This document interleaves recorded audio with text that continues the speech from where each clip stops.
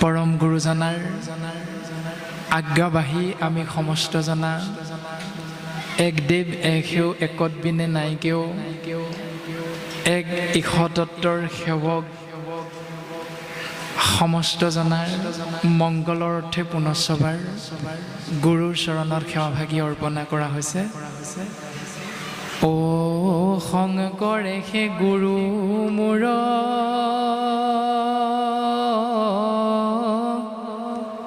প্ৰিয়তম আত্মা হৰি শংকৰৰ বিনে নাহি আন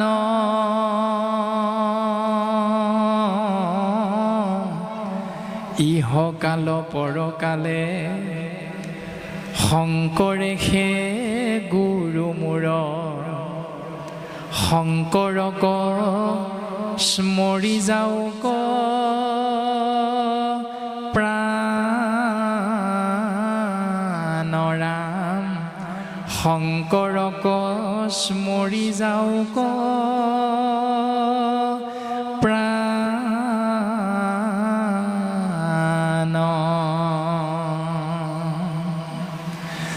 কৃপালু গুৰুজনাই আমি সমস্ত জীৱৰ মংগলৰ অৰ্থে এক সুন্দৰ দৰ্শন অসমীয়া জাতিৰ বাবে দান দি থৈ গ'ল আৰু সেয়া হ'ল নামঘৰ। আজিৰ এই পবিত্ৰ পুণ্যধাম আপোনাহক মহামহন্ত শ্ৰী চৈতন্যমূৰ্তি ভকত ভাগৱত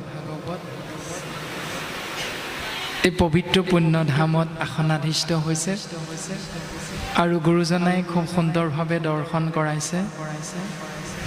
হে ৰামে নামঘৰ নামঘৰ অসমীয়া জাতি আমি এয়ে পৰিচয়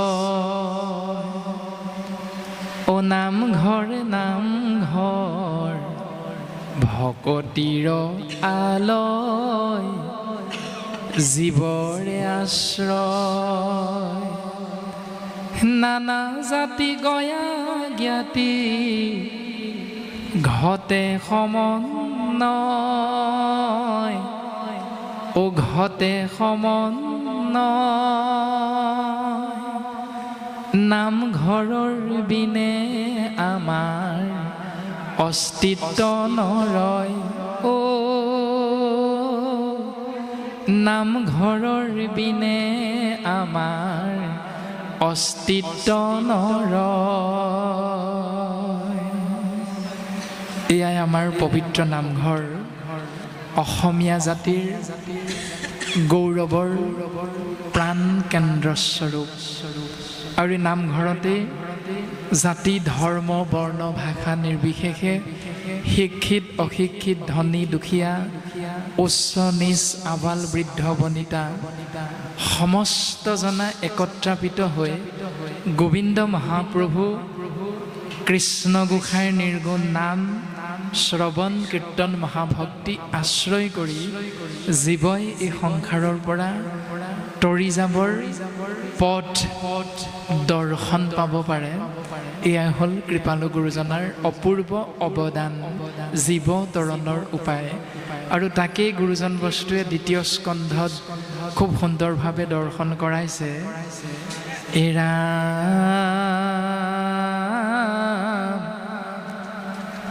কিৰাত কছাৰী খাচী গাৰু মিৰি যৱন কংক গোৱাল অসম মুলুক ধুবাজে তুৰুক কোবা চম্লেশ চণ্ডাল ৰাম আনু পাপী নৰ কৃষ্ণ সেৱকৰ সংগত পবিত্ৰ হয় ভকতি লভিয়া সংসাৰ সংসাৰতৰীয়া বৈকুণ্ঠে সুখে চলয়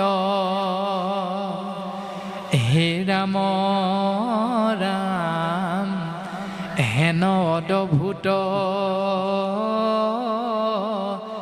মহিমা যুগুত পৰম ঈশ্বৰ দেৱ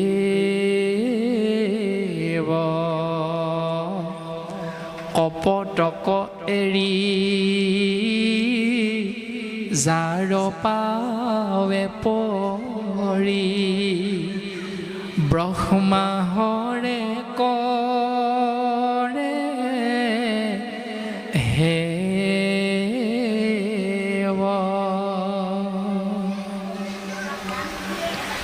গুৰুজনাই এই উপদেশকে আমাক দৰ্শন কৰাইছে যে এই অসম মুলুকত অৰ্থাৎ ভাৰতৰে পূৰ্ব দিশত সূৰ্য উঠা দেশ অসম আমাৰ ৰূপহী গুণৰো নাই শেষ প্ৰয়াত সুধা কণ্ঠ ভাৰত ৰত্ন ভূপেন হাজৰিকাদেৱে খুব সুন্দৰভাৱে গানৰ মাধ্যমেৰে আমাক এই দৰ্শন কৰাইছে যে যি শাস্ত্ৰৰ দৰ্শন ভগৱন্ত পুৰুষে জীৱৰ মংগলৰ অৰ্থে অৱতাৰ ধাৰণ কৰোঁতে ঋষভ নামেৰে নাভি ৰজাৰ গৃহত জন্মগ্ৰহণ কৰিছে আৰু তেওঁ দেৱৰাজ ইন্দ্ৰৰ কন্যা জয়ন্তীক বিবাহ কৰাই গৃহস্থী ধৰ্ম পালন কৰি 100জন পুত্ৰৰ পিতৃ হ'ল আৰু প্ৰথমজন অৰ্থাৎ শ্ৰেষ্ঠ আৰু জ্যেষ্ঠ হ'ল ভৰত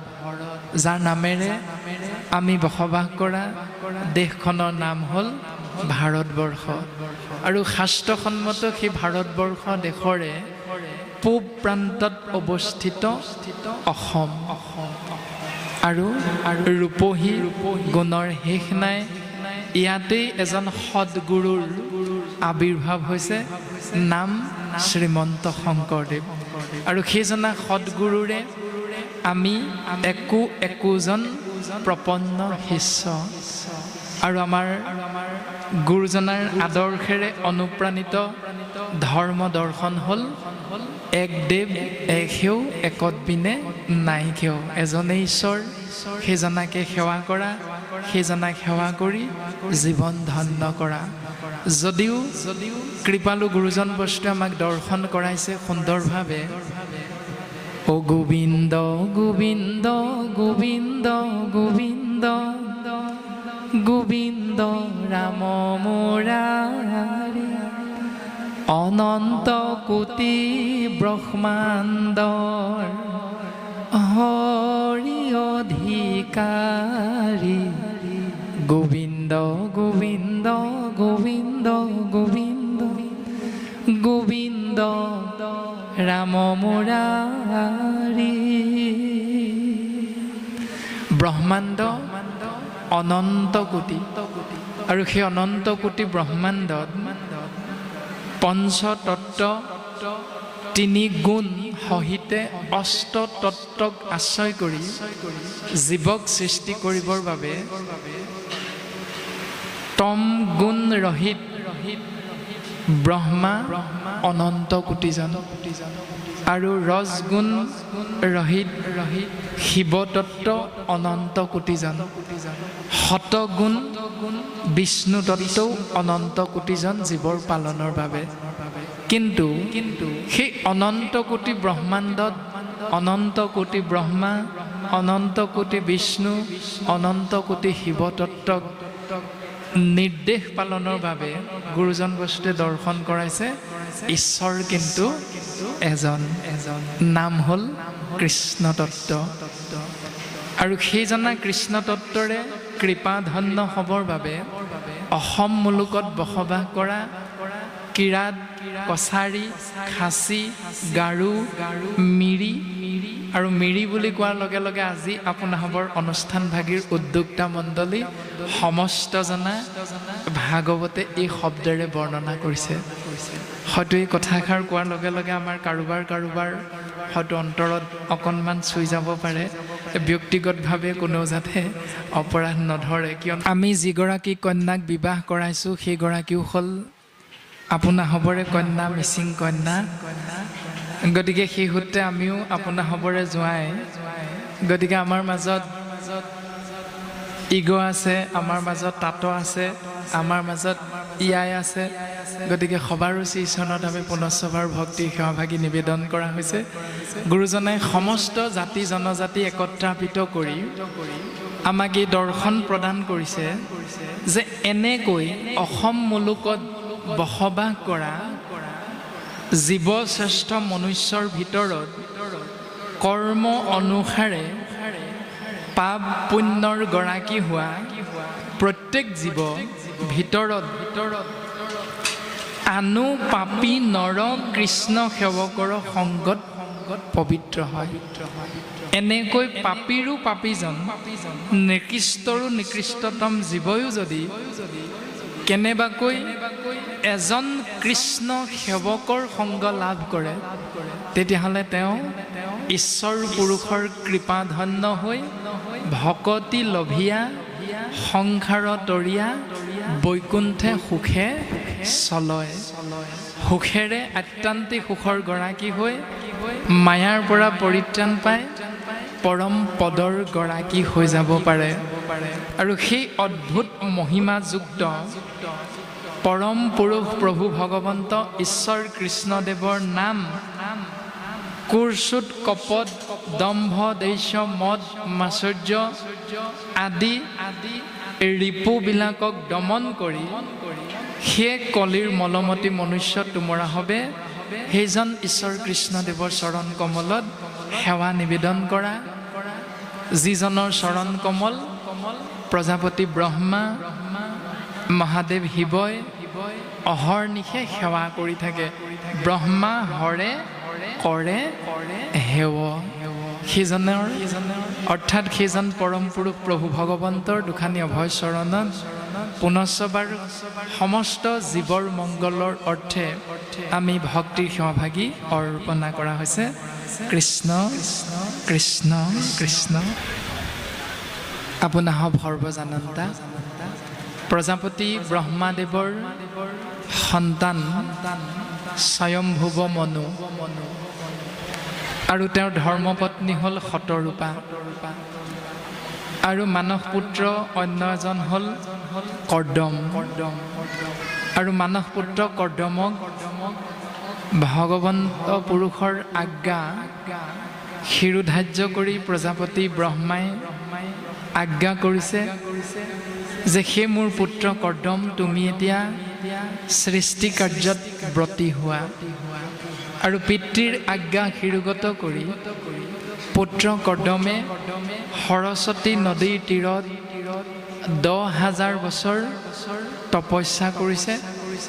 আৰু তপস্যাত ভগৱন্ত কৃষ্ণ তত্ত্ব সন্তুষ্ট হৈছে আৰু পথ নিৰ্দেশ কৰিছে, দৰ্শন কৰাইছে যে স্বয়ম্ভুৱ মনুৰ ঔৰসজাত শতৰূপাৰ কন্যা দুহিতা দেৱহূতিয়ে হ'ব তোমাৰ গৃহস্থী ধৰ্মৰ একমাত্ৰ উপযুক্ত পাত্ৰী। আৰু ভগৱন্ত পুৰুষৰ সেই আজ্ঞা শিৰোগত কৰি কৰ্দম ঋষিয়ে দেৱহূতিৰ লগত বিবাহ পাশত আবদ্ধ হৈছে। আৰু তাৰ পাছত এগৰাকী এগৰাকীকৈ 9 গৰাকী কন্যাৰ পিতৃ হৈছে। এনেধৰণে ভাগৱতৰ 3য় স্কন্ধৰ কপিল চৰিত পদবন্ধে আমাক প্ৰকাশ কৰিছে কথাখিনি। আৰু ইয়াৰ মূল দৰ্শন হ'ল যে প্ৰজাপতি ব্ৰহ্মাৰ আজ্ঞা কৰ্দমে পালন কৰা মানে আমি সমস্ত জনা পুত্ৰই পিতৃৰ আজ্ঞা পালন কৰাটো শাস্ত্ৰসন্মত উপদেশ। পিতৃদেৱো ভৱ। পিতৃক ঈশ্বৰ জ্ঞান কৰি তেওঁৰ বাক্য তেওঁৰ আজ্ঞা পুত্ৰ হিচাপে আমি আখৰে আখৰে পালন কৰাটোৱে হ'ল পিতৃৰ সেৱা। এয়া ভাগৱতে আমাক সিদ্ধান্ত দিছে। তপস্যা কৰিলে এই 10,000 বছৰটো অকণমান ব্যাখ্যা কৰি দিব নেকি? কৃষ্ণ পৰম বৈষ্ণৱজনাৰ চৰণ কমলত ভক্তি সেৱাভাগী নিবেদন কৰা হৈছে। কৃষ্ণ। প্ৰথম কথা হ'ল যে পিতৃদেৱো ভৱ, কৰ্দম ঋষিয়ে পিতৃ ব্ৰহ্মাক ঈশ্বৰ জ্ঞান কৰি তেওঁৰ আজ্ঞা পালন কৰিছে, অৰ্থাৎ গুৰুজন বস্তুৱে আমি মলমতী মনুষ্যক এই দৰ্শন দিছে যে পুত্ৰ হিচাপে পিতৃক ঈশ্বৰ জ্ঞান কৰি তেওঁৰ আজ্ঞা পালন কৰাটোৱে হ'ল পুত্ৰৰ একমাত্ৰ কৰ্তব্য আৰু ধৰ্ম কৰ্ম। 2 নম্বৰতে দৰ্শন কৰাইছে যে সৰস্বতী নদীৰ তীৰত 10,000 বছৰ তপস্যা কৰিছে। তাৰ অৰ্থ হ'ল ছাত্ৰানাং অধ্যয়নং তপ, অৰ্থাৎ পিতৃ মাতৃয়ে নিজৰ সন্তানক ডাঙৰ মানুহ কৰিবৰ বাবে, ভাল মানুহ কৰিবৰ বাবে যি ইচ্ছা কৰে তেওঁলোকে স্বাভাৱিকতে বিদ্যালয়ত সন্তানৰ নামটো লগাই দিয়ে। আৰু সন্তান হিচাপে পিতৃ মাতৃৰ সেই আশা আকাংক্ষা পূৰণৰ বাবে আমাৰ কৰ্তব্য হ'ব তেতিয়াৰ পৰা ছাত্ৰানাং অধ্যয়নং তপ, ছাত্ৰ অৱস্থাত আমি অধ্যয়ন কৰাটো হ'ল একোজন ছাত্ৰৰ তপস্যা, যিটো কৰ্দম ঋষিয়ে কৰিছে সৰস্বতী নদীৰ তীৰত। ছাত্ৰানাং অধ্যয়নং তপ। তাৰ পাছত কোৱা হৈছে এটা সংখ্যা 10,000 বছৰ, অৰ্থাৎ তাৰ অৰ্থ হ'ল আমাৰ 24টা তত্ত্বৰে গঠিত শৰীৰটোত 10টা ইন্দ্ৰিয় আছে, আৰু এই 10টা ইন্দ্ৰিয় চকু, কাণ, নাক, মুখ, হাত, ভৰি, গুজ্জ, লিংগ, চৰ্ম আদি 10টা ইন্দ্ৰিয়।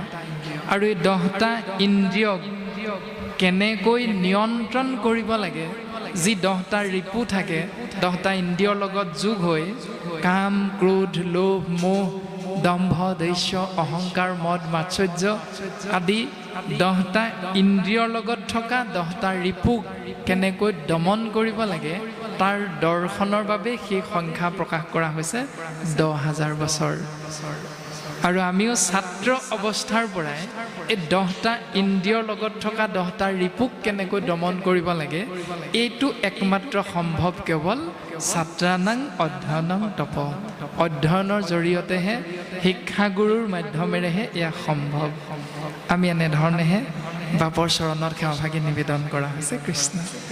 ভগৱন্ত পুৰুষে কৰ্দমৰ তপস্যাত সন্তুষ্ট হৈ, ভক্তিত সন্তুষ্ট হৈ এটি শব্দেৰে নিৰ্দেশ কৰিছে যে স্বয়ম্ভুৱ মনুৰ ঔৰসজাত শতৰূপাৰ গৰ্ভজাত এগৰাকী কন্যা নাম হ'ল দেৱহূতি, তেওঁৱে হ'ব তোমাৰ উপযুক্ত পত্নী, উপযুক্ত ভাৰ্যা, কিয়নো তেওঁলোকৰ একমাত্ৰ উপযুক্ত দুহিতা।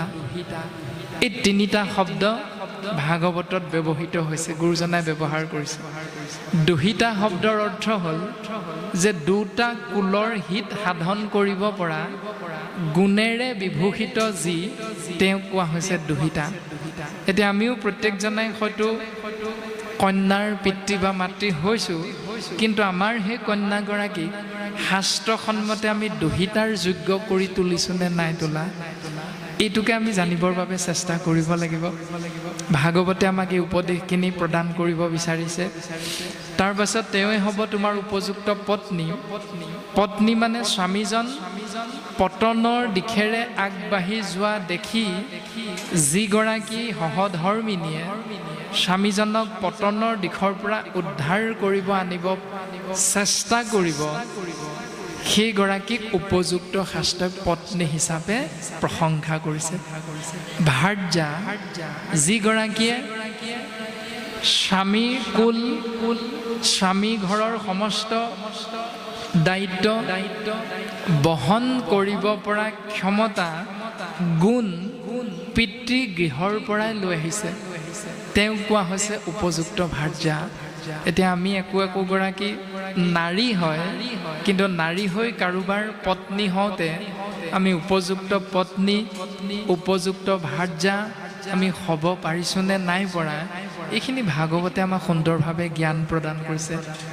তাৰ পাছত উপযুক্ত দুহিতা হ'ব পাৰিছিলোঁ নাই, উপযুক্ত দুহিতা হ'বলৈ আমি চেষ্টা কৰিছোঁ নাই, এইখিনিৰো সুন্দৰ জ্ঞান ভাগৱতে আমাক প্ৰদান কৰিছে। আৰু ইয়াৰ পৰা আমি এটা কথা উপলব্ধি কৰিব পাৰোঁ, হৃদয়ংগম কৰিব পাৰোঁ যে ভাগৱত মানে এখন কিতাপ নহয়।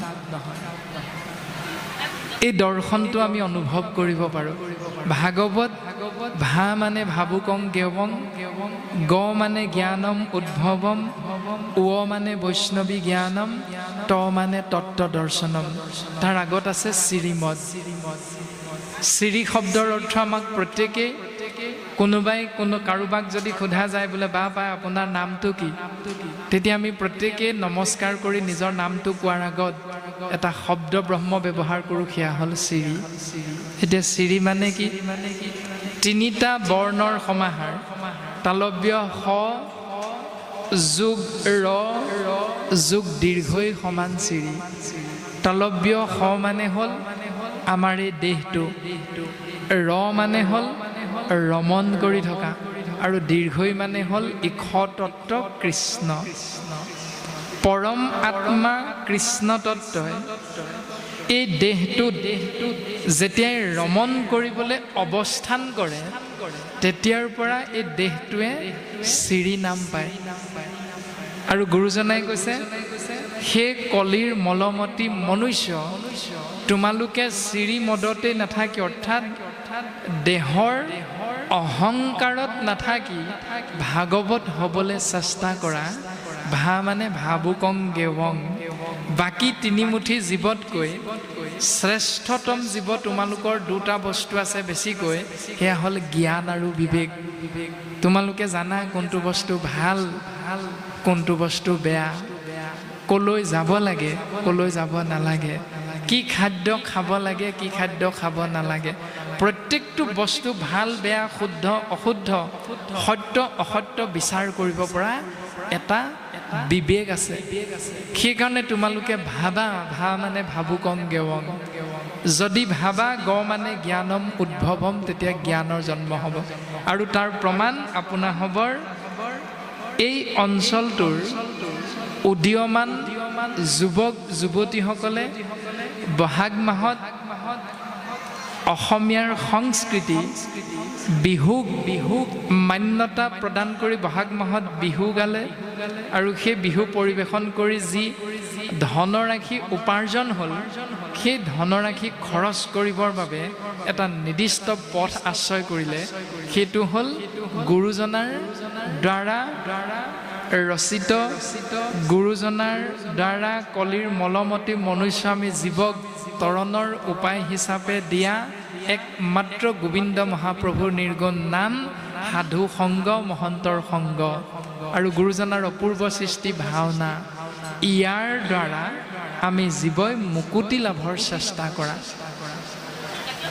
এইটো হ'ব পাৰিলে কেৱল শ্ৰীমদত নথকাৰ বাবে, অৰ্থাৎ দেহৰ অহংকাৰত নাথাকি, ভা মানে ভাবুকং গেৱং, ভাবিলে যে ক'ত খৰচ কৰিম, কেনেকৈ খৰচ কৰিম, ভবাৰ লগে লগে গ জ্ঞানম উদ্ভৱম, জ্ঞানৰ জন্ম হ'ল। উ বৰ্ণই দৰ্শন কৰালে বৈষ্ণৱী জ্ঞানম, অৰ্থাৎ ঈশ্বৰ চিন্তাৰে আমি এটা নিৰ্দিষ্ট দিনত আমি উপাৰ্জন কৰা ধনৰাশি খৰচ কৰিম। ত মানে তত্ত্ব দৰ্শনম, আমি যত জীৱ তোমাৰেহে অংশ, যে আমি সমস্ত জীৱ তোমাৰেই সন্তান স্বৰূপ। হে প্ৰভু, তুমি আমি সমস্ত সন্তান স্বৰূপ জীৱক তুমি এক কণিকা কৃপা বৰ্ষণ কৰিবা। আৰু কৃপা লাভৰ একমাত্ৰ উপায়টো হ'ল সাধু সংগ অনুসৰা, শ্ৰৱণ কীৰ্তন কৰা, পৰিহৰা পাখণ্ড আচাৰ। এই দৰ্শন যুৱক যুৱতীসকলে আশ্ৰয় কৰিলে, আৰু সৌভাগ্যবশত আমিও সমস্ত জনা বিভিন্ন স্থানৰ পৰা আহি এই পবিত্ৰ পুণ্যধামত একত্ৰাপিত হৈ নিজকে প্ৰত্যেকেই জীৱন ধন্য কৰাৰ সৌভাগ্যৱন্ত।